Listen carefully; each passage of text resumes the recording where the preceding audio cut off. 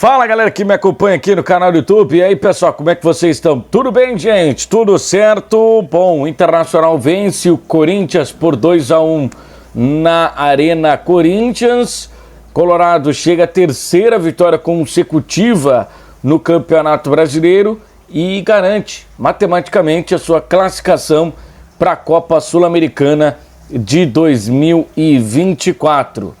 Para quem tinha alguma dúvida em relação à troca no comando técnico do Inter, para quem queria que Mano Menezes permanecesse no Colorado, hoje tivemos uma grande amostra da diferença entre Eduardo Cudê e do técnico Mano Menezes. Vamos falar a respeito disso, claro, depois da vinheta.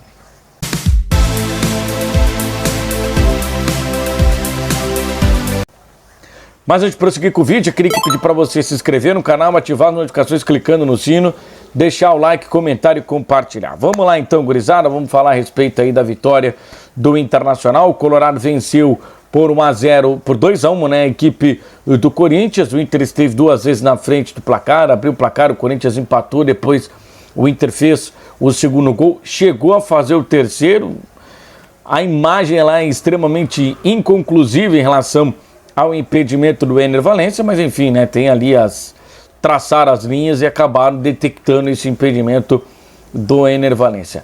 Mas o que eu queria falar era muito a respeito dos dois comandantes, de quem estava na casa-mata, tanto do Corinthians, como também na casa-mata do Internacional. O Mano Menezes, ele foi extremamente importante para o Internacional em 2022.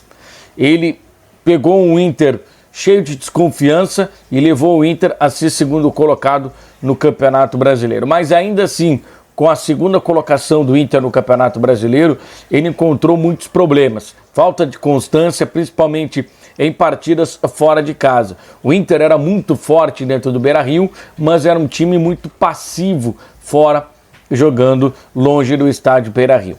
Em 2023, o trabalho do Mano Menezes acabou ruindo, começando no Campeonato Gaúcho, onde o time não performou da maneira como deveria performar, isso porque o Inter já recebia um elenco pronto, um elenco que vinha de um bom Campeonato Brasileiro, de uma boa temporada em 2022, mas o Inter acabou não tendo bom início de ano. O Campeonato Gaúcho foi arrastado, ele não testou as peças que poderia e que deveria testar, principalmente os jovens jogadores que saíram das categorias de base do Internacional. Então, o Mano Menezes perdeu tempo no Campeonato Gaúcho, apostando tudo como time titular e com aquela busca desenfreada para tentar conquistar o título, para voltar a dar uma volta olímpica. Não aconteceu, o Inter caiu na semifinal do Campeonato Gaúcho e ali, na minha opinião, já deveria ter sido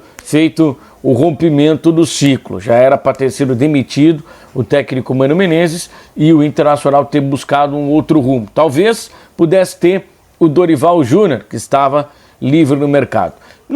Não faltaram outras oportunidades para a direção do Internacional interromper o trabalho do Mano Menezes. As 5 derrotas consecutivas no Campeonato Brasileiro, envolvendo também um clássico contra a equipe do Grêmio, onde o Inter toma uma roda na arena e acaba não conseguindo o resultado.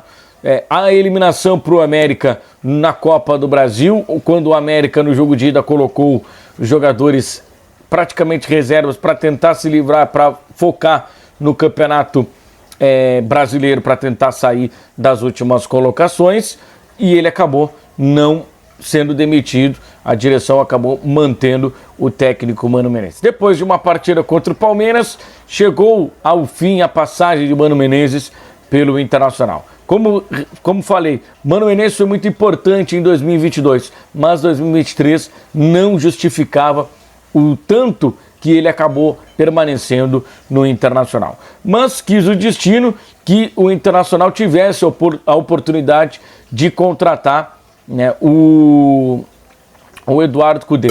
O Eduardo Cudê, em 2 meses, ele conseguiu fazer um time do Inter bastante competitivo, um time que chegou na semifinal da Copa Libertadores da América, que estava desacreditado, ninguém colocava o Inter como favorito a chegar a qualquer lugar. Muitos imaginavam que o Inter já ia cair no jogo diante da equipe do River Plate. Chegou numa semifinal de Copa Libertadores da América e por situações do futebol o Colorado acabou não conseguindo a sua classificação para a grande decisão, e se chegasse na decisão muito provavelmente seria campeão da Libertadores da América. Mas eu acho que o destino está traçando coisas melhores, né, para o torcedor do Internacional.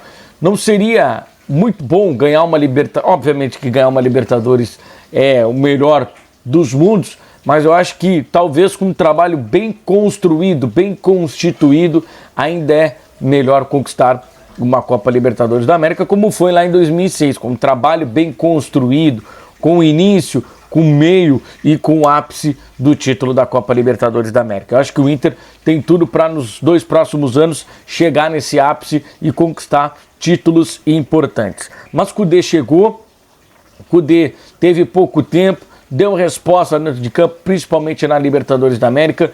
No Campeonato Brasileiro ele acabou dando uma titubeada, mas isso já estava dentro do planejamento, já estava dentro do risco, né? Quem não sabia disso era maldoso ou era leigo, porque todo mundo sabia que o Internacional iria postar todas as suas forças na Copa Libertadores da América e quase chegou no ápice, quase chegou no título da Copa Libertadores da América. No Campeonato Brasileiro, até o time se reorganizar, se aprumar novamente, demorou um pouquinho, mas o Inter teve bons lampejos também no Campeonato Brasileiro, como, por exemplo, a vitória diante do Grêmio, a goleada sobre o Santos, que é a maior goleada do campeonato, a vitória sobre o Vasco fora de casa, a vitória sobre o Cruzeiro e agora essas 3 vitórias em sequência.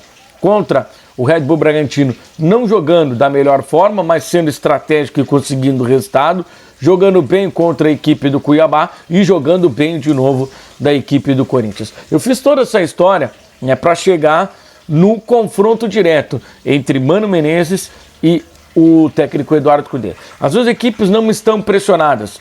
O Corinthians já conquistou o seu objetivo, que era a permanência na primeira divisão, inclusive até antes do Internacional. O Internacional agora, né, na rodada contra o Cuiabá, matematicamente garantiu a sua permanência na primeira divisão e também encaminhou a vaga para a Copa Sul-Americana. Então, o Corinthians, ele não estava pressionado com o resultado, que se perdesse iria entrar na zona de rebaixamento, não, longe disso. Mas ficou nítido a diferença entre o Mano Menezes, que conseguiu fazer de um time com certa qualidade do Internacional ano passado, um time que jogou dentro de casa muito bem e conseguiu seus resultados, para o técnico Eduardo Cudê, que joga da mesma forma dentro e fora do Beira-Rio. Por mais que os resultados deles, às vezes dentro do Beira-Rio, não sejam os principais resultados, os melhores resultados, mas ele mantém uma ideia de jogo dentro e fora de casa. E isso era um dos principais motivos que faziam com que o Mano Menezes fosse contestado pela torcida. A passividade, por vezes, o palmolismo que o Inter atuava em partidas fora de casa. Um time que jogava pelo resultado, um time que jogava pelo empate sempre nas partidas fora de casa e que por vezes, na maioria das vezes, acabava saindo derrotado. Quem não lembra daquele fatídico jogo contra o Santos em 2022 no estádio da Vila Belmiro, em que o Mano Menezes, depois do Inter fazer um gol, ele acaba pedindo para o time segurar porque estava satisfeito com o resultado, estava satisfeito com o empate, sendo que tinha possibilidade, né, de ganhar o jogo. Enfim, né, a diferença ficou gritante, a troca ela foi bem feita, o Eduardo Cudê é mais técnico nesse momento que o Mano Menezes. O Mano Menezes está muito apegado à questão do resultado, ele não consegue fazer os seus times jogar. Ele chegou com uma crista do tamanho da Neoquímica Arena lá no Corinthians, ele utilizou de 1001 desculpas para justificar, né, o fraco desempenho dele em 2023 no Inter e o fraco desempenho dele no Corinthians também nessa reta final aí do Campeonato Brasileiro. Inclusive, pós-partida contra o Inter, ele acabou utilizando, né, um subterfúgio meio até desonesto, dizendo que o Inter teve um bicho triplicado para ganhar do Corinthians. O presidente Alessandro Barcelos desmentiu, o Magrão, que é o gerente esportivo, também acabou desmentindo essa situação. O fato é que o Inter ele vai para o final de 2023 com aquele gostinho de que poderia ter feito muito mais nesse ano. Principalmente porque o time tem muita qualidade, o time titular que necessita de reforços pontuais. E o Inter inicia 2024 com praticamente todo o time titular à disposição do técnico Eduardo Cudê. Isso porque mudanças serão poucas no time titular. Talvez Maurício, talvez o Johnny.